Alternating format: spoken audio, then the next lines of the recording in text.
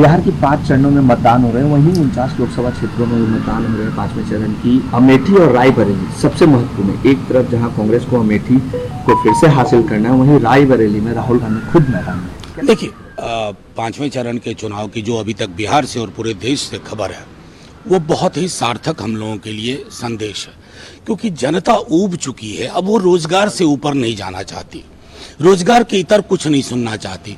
बिहार में तो इस पर चल रही है वोटिंग।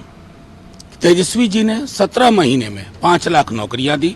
नौकरी के एजेंडे से वो विचलित नहीं होंगे। महिलाओं को 1 लाख रुपए प्रति वर्ष गरीब गुरबा महिलाओं को मिलेगी। अग्निवीर योजना समाप्त की जाएगी। रेलवे की पुरानी भर्तियां होंगी। लोग थाली को देख करके वोट दे रहे हैं, ना सिर्फ बिहार में बल्कि पूरे देश में, और खास करके दलित बहुजन समाज में संविधान को लेकर के बड़ी चिंता है। इसको बचाने का भी चुनाव है।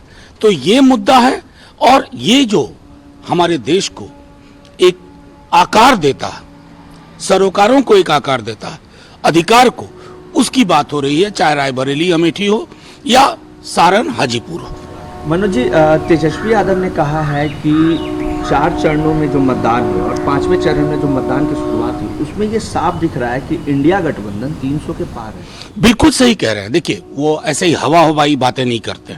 अगर उन्होंने कहा कि नौकरी के मुद्दे पर रखूंगा, तो प्रधानमंत्री जी को बार बार पटना बिहार आने को मजबूर कर दिया है। अगर वो कह रहे हैं तो इसका मतलब है कि 300 के प्लस आंकड़ा जाएगा, और 4 जून के बाद देश को एक रोजगार उन्मुख सरकार मिलेगी। हवा हवाई नहीं कि भैंस खोल लेगा, मंगलसूत्र ले लेगा, किस तरह की बात हो रही है।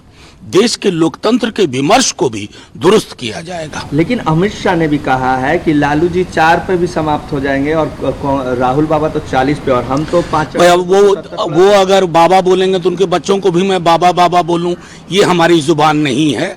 मतलब अमित शाह जी देश के गृह मंत्री हैं। आज तक वो अपने पद की गरिमा को समझ नहीं पाए। इस पद पर उन्हीं के राज्य के सरदार पटेल थे।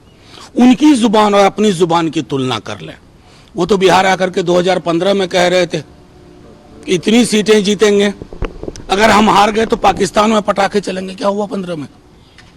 क्या हुआ 15 में? तो बड़बोलापन उनके अहंकार का हिस्सा है, और बिहार अहंकार को दुरुस्त करना जानता है।